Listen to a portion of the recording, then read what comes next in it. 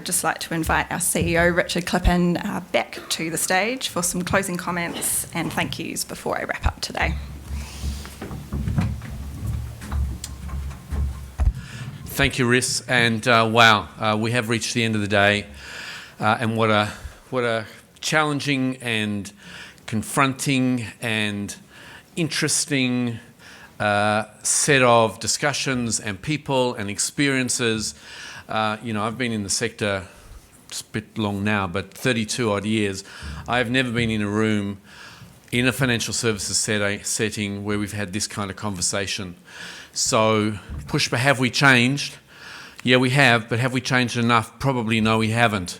And I think the challenge laid down by this panel and by previous panels, I think that's the journey we've all got to kind of grab hold of as we head out of today and into our businesses. So, look, it's my role to say thank you to a few people. We might just go to the next slide.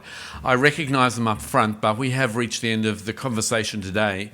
And I just wanted to acknowledge on behalf of all of us in this room, in our organisations, it was a bold and courageous, high conviction project which, in the afterthought, as Jane said, the success is quite clearly here. We have tapped into something huge, but we didn't know that 6 or 12 months ago. We didn't know that the risk that we would take would be accepted and taken on by so many people. And so to the people on this slide, I just wanted to acknowledge and call out and say a huge thank you. Leadership doesn't only start with the leadership group. Leadership kind of starts with all of us, whether we're men or women, whether we live in high decile, low decile places. It's all here. I've had the privilege of sitting in the room, but I've also had the privilege of sharing the room with my 14-year-old daughter who's listened to the whole show today, and it's going to be fantastic to have a bit of a debrief and see what she's learnt. So thank you for that. So a big thank you to all of these folks. If you wouldn't mind coming up the front and receiving a small token of our appreciation, and of course to the people who've made the rest of the day successful. Francis, thank you for coming out of your sick bed. Tricia, thank you for stepping in. Hugh, thank you for stepping in. And across the team, it's been fantastic. And I will then pass you back to Riss, who has carried the day and carried the project with such dignity and courage. It's been fantastic to see. So with that, thank you very much.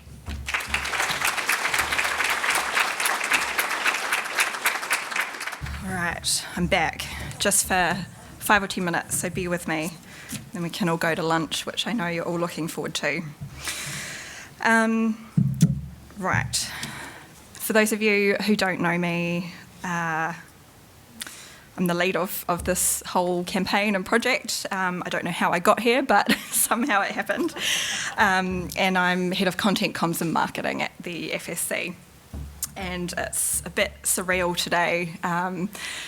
This whole campaign started months and months ago over conversations with a group of people. It was a very small seed of an idea, and it's now just, well, you can see we're all here today. It's just been really incredible.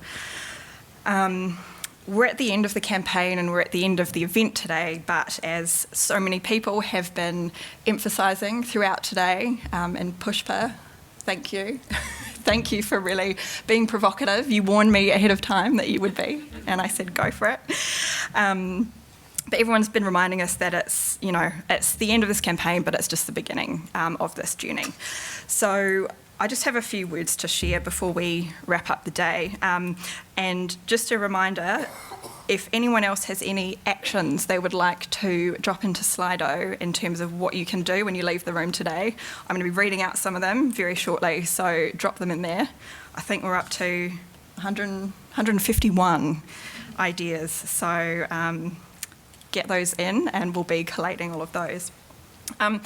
I just want to begin by acknowledging that this campaign would not have happened at all or had the uptake that it did have if not for the mahi of countless wahine and allies over years and decades who have been pushing for change and equality. And so I just want to acknowledge the efforts of all of those who have come before us and made it possible for something like this to happen at all. I'm very much following in your footsteps.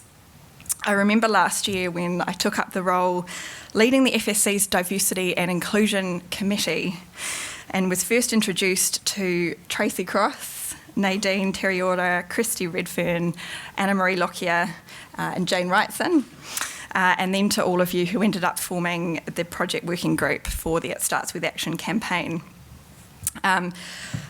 I'm in a very privileged position at the FSC, and I recognise and acknowledge that, and it's actually been brought up to me several times today. Being this non-profit member organisation, it means that in my role I can really bring people together across the industry and outside of the industry to make impactful change. And I just want to thank all of those people for keeping me on my toes, for challenging me every day. I went from feeling very underqualified and inexperienced leading CEOs and senior industry leaders to actually feeling a part of a community of people that were just frustrated and itching for change. And I've actually made some friends out of this as well, which, it's just amazing that Tracy and I had very many conversations over the phone and text exchanges. It was often multiple times a day, but we were just so passionate about this, and I think that really demonstrates how much we really wanted to have an impact. I just really hope that this campaign makes you and everyone else that has done so much work in this space realise that your work is starting to come to fruition, even if we're not quite there yet, that we are starting to make a difference. Now, we tend to beat ourselves up as women, and we tell ourselves we're not capable, we're not confident, we question and we doubt ourselves, and I can't tell you how many times over the last 6 months I've wondered, is there more I could be doing? Is there something I could be doing differently or better to reach more people? And yes, I think those questions are all valid, and I think people, the speakers that we've had today have all touched on the fact that, there's a lot more to be done, and I definitely acknowledge and recognise that, and I think absolutely this is just the beginning. But I also want to stand up here today and say I'm actually really proud of what we have managed to achieve, and I'm just as excited for what more is ahead. Now, a lot of stats have been referred to throughout this campaign, and many of them have been thrown your way today. And without diminishing the significance of those statistics, I just want to put them to the side for one moment, because what this campaign actually has been about right from the beginning are the people behind those numbers. It's about ensuring that every New Zealander is able to talk about money with the people close to them, to empower women to make decisions about their financial lives, and ultimately to retire with dignity. Now, we've started by focusing on women, but achieving equity in financial outcomes and the way that we go about doing this is something that requires all of us. A financially empowered woman might have a partner. She'll likely have parents. She might have a family of her own. She might have a network of friends and colleagues, all of whom she impacts and are impacted in some way when she takes charge of her financial life. There is absolutely a role for everyone to play. Fathers, mothers, grandparents, brothers, sisters, teachers, daughters, sons, friends, colleagues, as well as industry and government. This problem requires action at all levels of society. As Dr. Pushpa-Wood pointed out earlier, this is a societal and a systemic issue. The drive to grow women's financial confidence and well-being is therefore a mission for all of us. And it's really at the heart of the FSC's vision, which is to grow the financial confidence and well-being of New Zealanders. And I feel really privileged to be working at an industry organisation that has people at its heart. I don't know if any other one actually has that as its vision. It's quite a cool thing. So FSC board, I think hats off to you. So we at the FSC are obviously committed to continuing the action from today. And you will have heard Richard speak earlier about our declaration to continue the focus on women's financial wellbeing as part of our broader objectives. And I've spoken to many of you here today already about your enthusiasm to be part of this continued action, and it's really, really encouraging to see. We always said this would not be the end, but simply the beginning. And so what I would challenge all of you in the room here today to do is think about how you might continue the momentum from today's event. When you leave today, do not leave your energy, your passion, your opinions, your values in this room, but take them with you and continue in whatever shape or form you're able. We've heard from CEOs and industry leaders about what the industry and employees can do. But there's also a lot of action that you can all do as individuals as a starting point. And there are a lot of actions that were undertaken as part of this campaign, which Tracy and Anna-Marie touched on earlier this morning. I just want to call out, though, those actions that maybe didn't appear on the slides today or didn't get mentioned, those many smaller actions that undoubtedly took place as a result of this campaign. And I've heard anecdotally about many of them. You know, they might not have been an event attended by 230 people, I think we had registered. It might not be a multi-channel marketing campaign or platform. It might have simply been a question asked on a car ride home, or a question asked at the dinner table, or just a step taken towards progressing your own financial well-being. These actions are no less impactful than those big ones. So here are some ideas of what you can do when you go home today. Maybe you'll go home and have a chat to your partner about your KiwiSaver. Maybe you'll finally make a case for why you deserve that pay rise. Alex, I want an update on that. You might chat to your colleagues about their own financial journeys over a glass of wine or a cup of coffee, bring out the conversation cards, make that decision to crack on and start that business venture you've been dreaming about. It might be meeting with your leadership team and discussing the steps that you can take to improve financial outcomes for your employees or your customers. Maybe it's sending us an email to join our pan-sector working group to progress these conversations and initiatives beyond today from an industry level and help to grow the financial confidence and well-being of all New Zealanders. Now, I'm going to have a look at all the actions that have come through. So we were at 151 when I began. We're now at 163. So I'll just read a few of these out if you need some inspiration.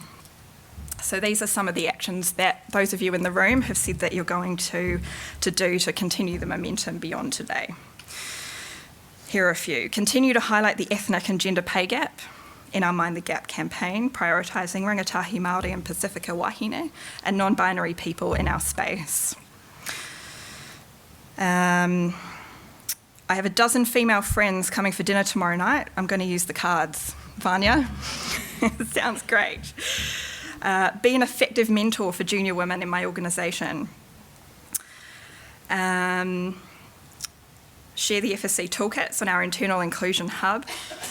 Organise a dinner party with my girlfriends and encourage conversations using these cards. Giving the card decks to schools. Put decks of the cards, there's a lot on the cards, I love it. Put decks of the cards in the employee breakout areas. This is a really good one, a good example of those sort of smaller scale actions that I was talking about. Organise a conversation with my mum about money so I can understand where her money mindset comes from. Encourage employers to make continuous KiwiSaver contributions during parental leave. That was an anonymous action, but I think whoever that is, good luck, and I wish you luck with that. I think that's going to be a challenge, but something that I think is absolutely possible. I'll talk to my daughters about the gender income gap and what we can do about it. Work harder to reach women who aren't white professionals. Tracy from Debt Free Diva, help educate the men that I work with on the struggles that women go through in their financial lives. Brilliant. Absolutely smash the table. That's probably my favourite one. So I can't read out all 163 of them, but there's so many actions in there. And while some of them might seem quite small, others might be very large. I think action takes many shapes and forms. And I think what we've seen and talked about today is that action it's about doing something, and even something really small can have a huge, tremendous impact. Now, a few thank yous. Everyone who is in the room today who was a part of the steering group or the working group that worked on this campaign, could you please stand up? I'm going to call you out. Josie, up you get. Nicola and Saravinda in the back, Ainsley, I see you there. Up you get, Tracy and Anna. Not everyone's here today, but I just want you to look around, and Brian, thank you, is Claire here as well? I just want to say that I know there have been some comments made about me today, and I just want to say that it would not have been possible to pull off a campaign like this without the tireless work of these people who are in the room today and a whole bunch of others who weren't able to make it today. These people are so driven and so passionate, and they really just, it was so easy to lead you and such a privilege because you just went on and got it done. And I just want to say thank you so much. You have absolutely contributed to all of this. And I know I'm looking forward to catching up properly with you face to face. I think obviously the new normal now is that we do everything over a screen, right? It's just, we're used to it. And being here today has just made me realise that we planned and executed this whole campaign over screens. Many of us hadn't met in person until today. And I just think, I know it's a new normal, but I think that's a pretty cool accomplishment. So can you join me in giving these people a round of applause?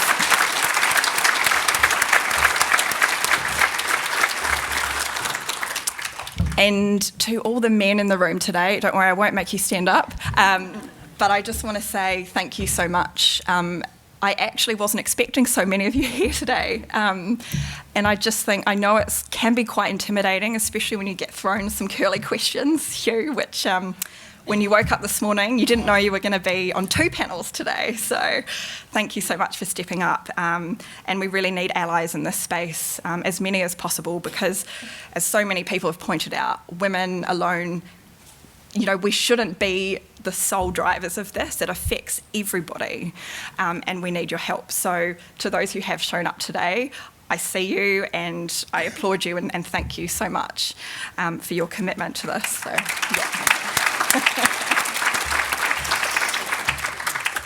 yeah. Just a few more, sorry, and then I'll let you go. Jane writes in, I have to say a huge thank you for throwing down the gauntlet. I do love a good challenge. This was a big one. But I do appreciate the trust that you placed in the FSC and in me to lead this. And I'm not sure if you were entirely confident at the start, but hopefully we've done you proud. To Anna Marie Lockyer, Christy Redfern, Nadine Terriora and Tracy Cross, thank you for your unwavering commitment, your leadership and your drive to not just talk about these things, but actually take meaningful action. And for challenging me, it's been great, and I'm so just thankful to now call you friends as well. Rob Flanagan and Richard Clippen, thank you for championing this initiative within the FSC and the FSC board as well, and having faith in me to lead it. Now, in terms of continuing the action, Richard mentioned the FSC's declaration earlier today, and there are just a couple more initiatives that we're already working on that will continue to grow not just women's financial wellbeing, but the financial wellbeing of Kiwis as a whole that you can get involved in right now. One of those is the Why Does Money Matter competition, which I know has been mentioned already today. We're challenging school kids all around the country to submit a 3-minute video about their good money habits. It's something that you can do as parents. Teachers can do it with their classrooms, and we had some great entries last year. We're now in year 2, and we're collaborating with financial literacy platforms like Banker, Sorted in Schools, Square One, and other organisations to help teachers incorporate financial literacy into the classroom. So we know these conversations start in the home. And this is a really cool action that you can get on board with to kind of start those conversations. So whydoesmoneymatter.co.nz, check it out. That's definitely one thing that you can do when you leave the room today. And the other one I'll mention is this has been such a huge event. We also have our conference coming up in September, which is our flagship event, this one, I don't know what's bigger at the moment. I think this one was pretty damn good. But this will be even bigger and better, and we're planning to use the conference to continue the momentum from this. We've got a Women in Super breakfast event. We've got other sessions that are dedicated to diversity and inclusion. We're really going to try to bring more voices and more perspectives into the conversation. So add that to your diaries. And finally, now I've got that out of the way, I'd like to leave you with a whakatauki proverb that I think encapsulates what this campaign has been all about right from the beginning, and how we'll continue its momentum beyond today. And forgive me if I butcher this. E hara taku toa I te toa takitahi, engari he toa takitini. My strength is not mine alone, it comes from the collective. Only through continued collective action will we change those statistics and give all wahine in Aotearoa the opportunity to be financially empowered. In 3 years' time, I'd like to see, instead of 80% of women rating their financial well-being as moderate to very low, I'd like to see that stat be, well, 0 ideally. Probably won't get there in 3 years, Pushpa, but maybe down to 50%, or at least on par with men. Because right now, we rate our financial wellbeing and confidence much lower than men do, and I want to see that change. So I think with continued collective action, we might just get there. Thank you all for joining us today, and I'd now like to invite members of the working group, if you could head on over down to this little corner. We're just going to grab a quick photo with all of you, and everyone else, you're welcome to go to lunch and have a chat. Thank you.